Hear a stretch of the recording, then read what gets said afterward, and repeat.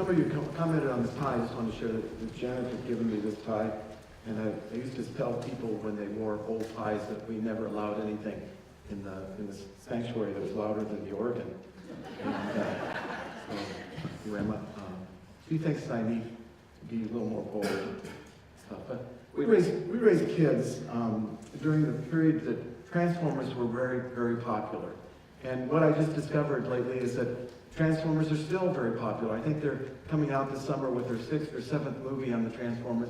But Transformers are those toys that you have a car like this, and lo and behold, you can change it around and it becomes a robot. And our boys just were thrilled with these. When they would go to bed at night, then it's like a puzzle. I would try to play with them, but I would just mess them up all more. But I'm wondering, Hannah, you said last at our confirmation class that you keep falling asleep in church. Would you fix that so it looks like a robot for me? Could you do that? There we go. Yeah, no, I'm just kidding her. It was one of our kids said that they fall asleep in church one night.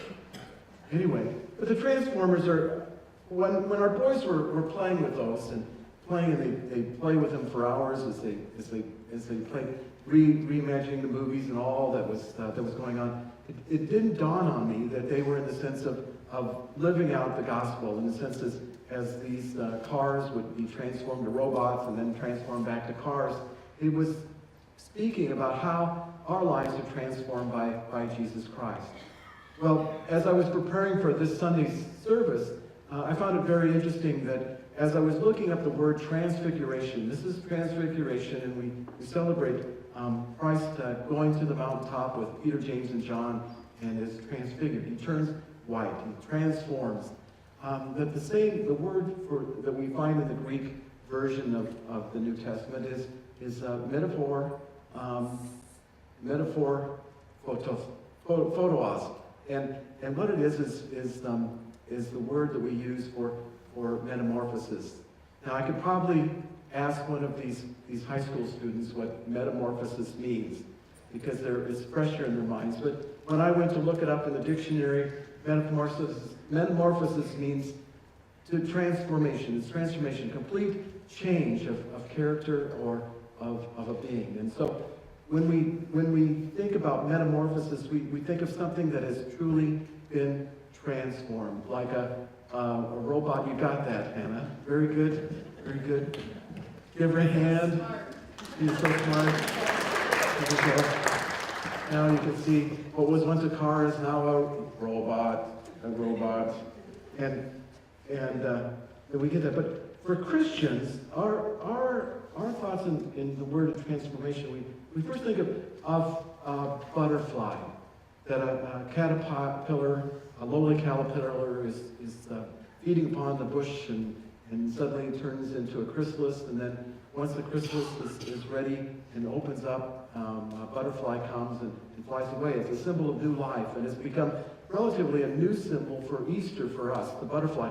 And I just want to share with you that Wanda back here just made me one of these butterflies that I'll wear on Easter as a way of reminding the new life we have in Jesus Christ.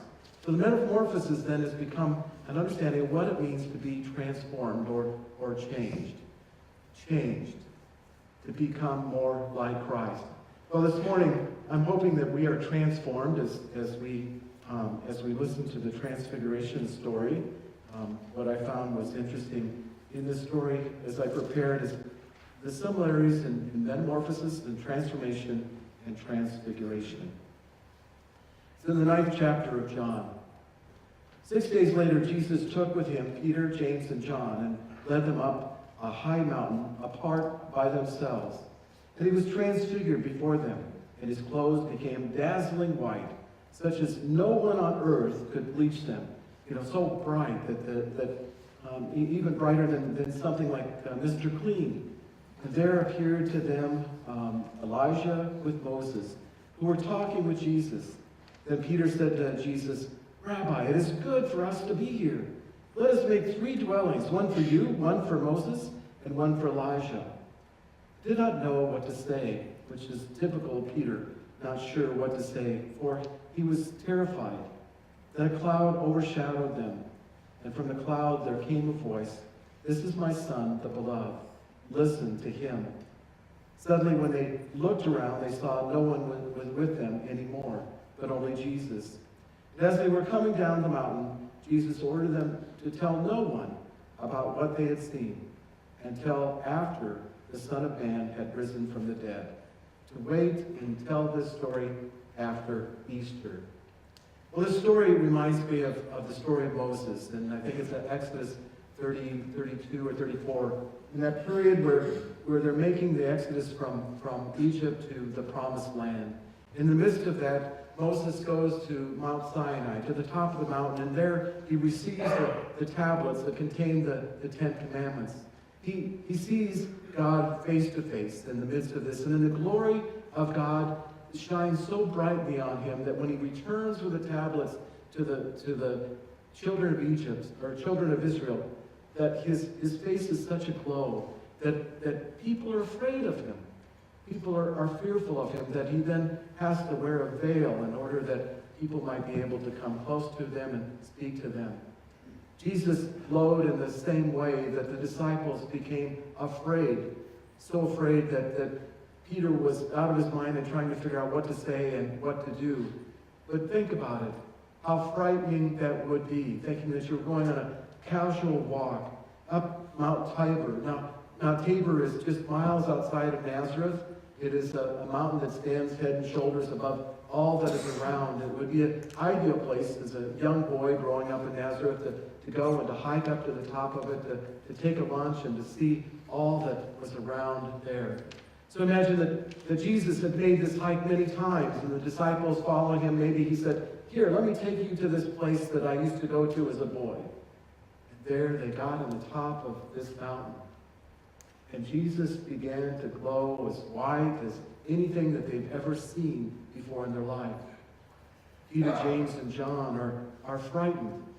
And Jesus is there then visiting with Elijah and Moses, which is all the more to be scary because we're talking about 1,000 years since the two of them had walked on this earth. So you can imagine why Peter and James and John were frightened.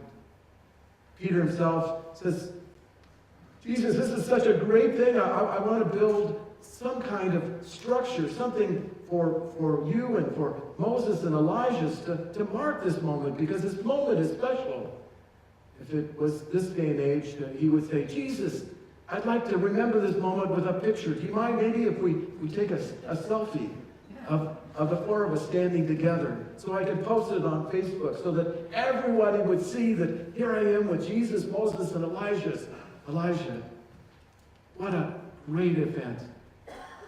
And then in the midst of the discussion between Jesus and Elijah and Moses, the disturbance of Peter, there's a cloud that covers the mountain. And out of the cloud booms the voice of God. "This is my beloved Son. Listen to him. Listen to him." Well, you can see why the disciples were frightened. After all, they thought they were going on a casual walk with Jesus, only to be on the mountain, and he turns a glowing white, visiting with two men that were from the all-stars of Hebrew people, Elijah and Moses. And then the cloud that covered the mountain, giving it that mysterious kind of eerie feeling and hearing the voice of God speaking. I know if it had been me, I would have been running down that mountain as fast as I could, because it is a frightening thought about that happening. But this becomes a transitional time in the life of the Bible, in the life of Jesus. For you see, after this point in Mark, and also it appears in Matthew, and it appears in Luke, that it is in this moment, and from that moment on, that Jesus begins to turn his face towards Jerusalem, to make his way to knowing that he is going to fulfill the prophecy of him being hung and killed on a cross. So from then on, Jesus is faced towards Jerusalem, leaving behind the teaching and the healing that he had mostly done to the point of fulfilling what he had been sent to do. But God intended him to show his love by the sacrifice of his love. So it is an incredible story, and it is a pinnacle moment in our history as Christians, that from that moment on, it changes. Now, as they go down the mountain to return back to the other disciples, Jesus informs them not to tell anyone about this vision until the Son of Man rises. We're telling that Easter, wait until you tell the story. Why, in the sense, would he pick Peter and James and John out of the 12 to come with him? Well, we don't really know. Honestly, we don't know what it was about the three of them that was unique and special, that they had become the inner circle of Jesus, that circle that had been a part of some of the healings alone from the other disciples. But it comes to life in the Garden of Gethsemane. After the Last Supper, they sing a hymn, and then they go to the garden.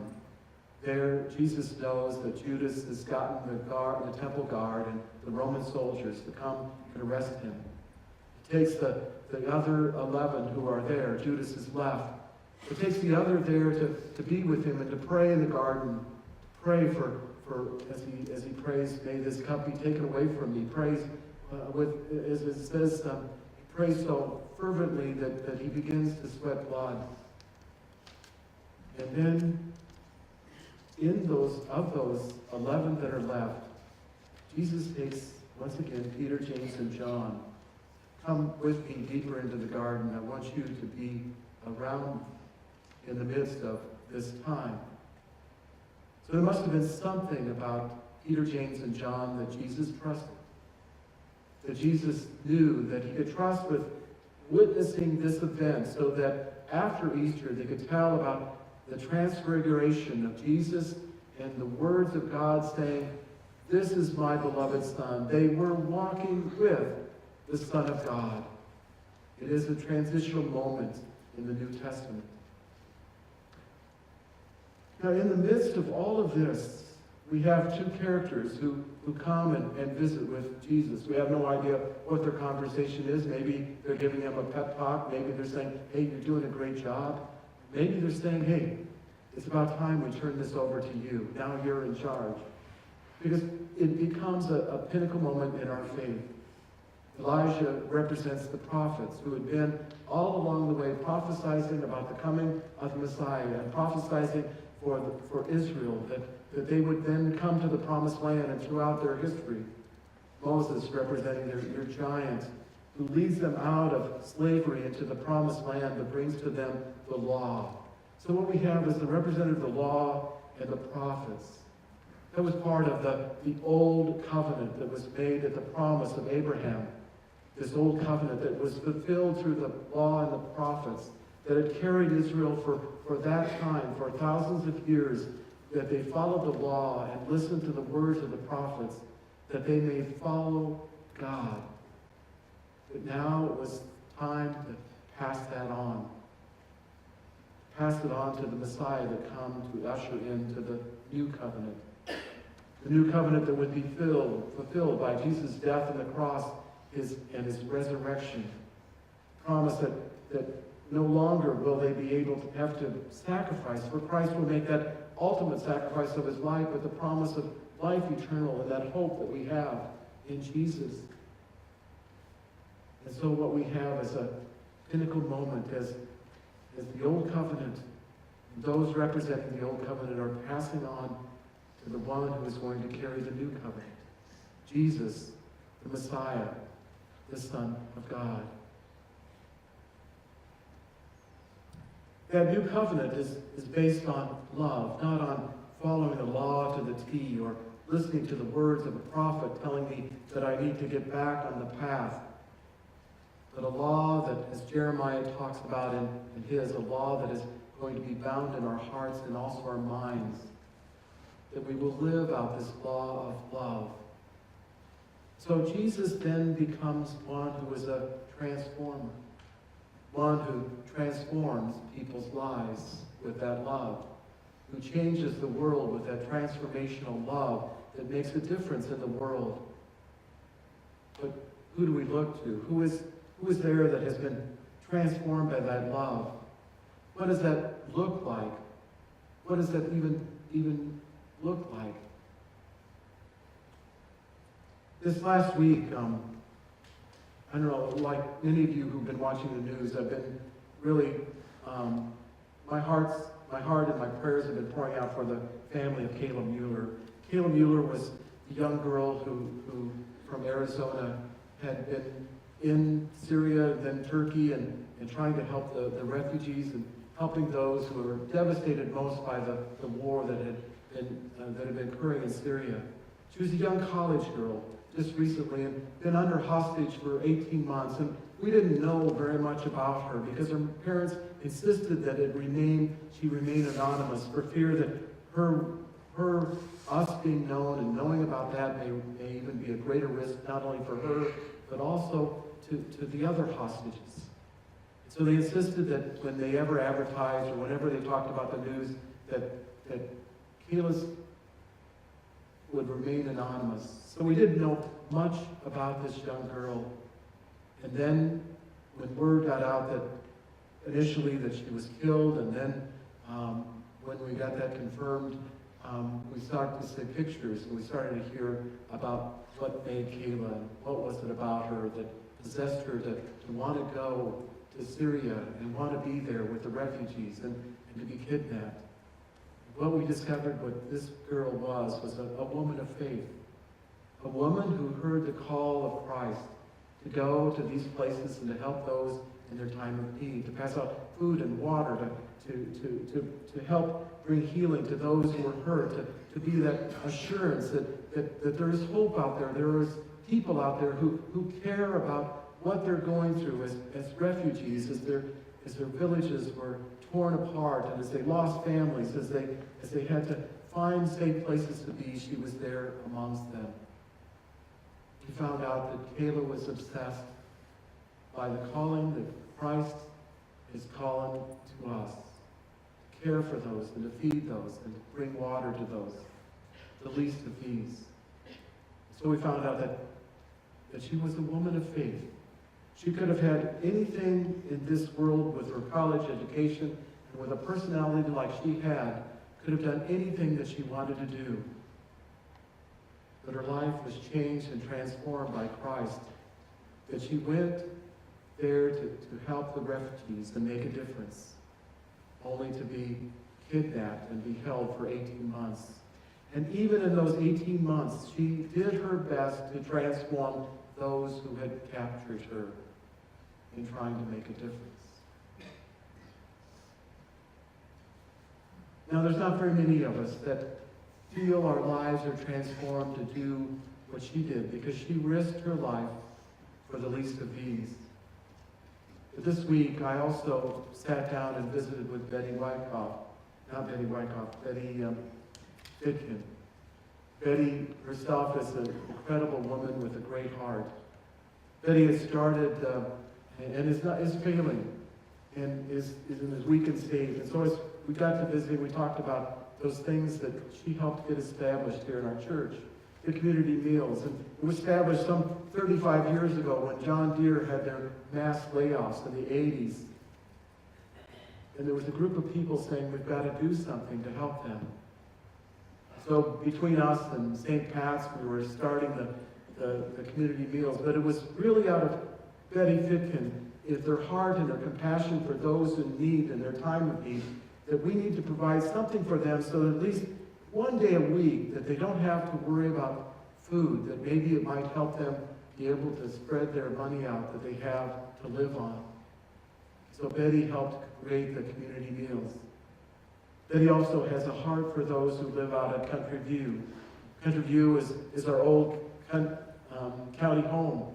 And those of us who were raised in the period of the county homes realize that you put people out there who are unemployable. You put people out there who you wanted out of sight. People who maybe have disabilities and issues, mental or physical disabilities. And so they were kind of out of sight, out of mind, living and farming among themselves, but living and being cared for. And Betty had a heart for those and visited those, and soon our community meals became an outing for them, that once a week at least they had a night out where they could come and have a meal. And if you've been here on Tuesday nights, you realize how much joy it brings to those who have so little to come and to have fellowship, to have food, and to be able to be hugged. We miss Darlene Short. Darlene would hug them no matter what they look like. But we also need people to step up, to replace people like Betty, to replace people like Becky and Faye. People who are there, who are really literally wearing out. We need our next generation to feel that same call and that same need to be there and make a difference. This morning, as we look at this story, we realize that Christ is the true transformer, the one who transforms people's lives and making a difference and touching them. We realize that we have witnessed in our own eyes Cale Mueller and Betty Fitkin, who was transformed by Christ's love and wanting to reach out to the least of these and making a difference and transforming the world. What we need to do is raise a new generation.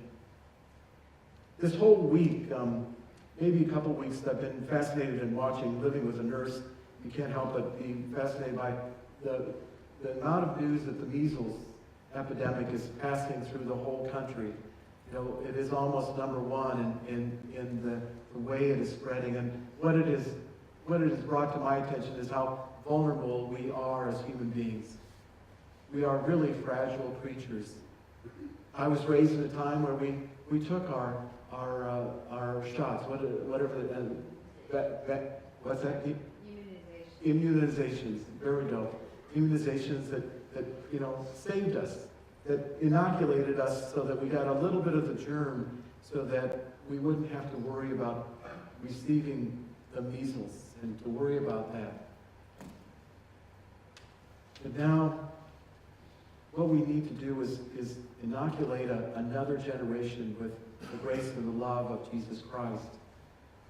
Inoculation of love that comes into their hearts, that makes a difference in their lives.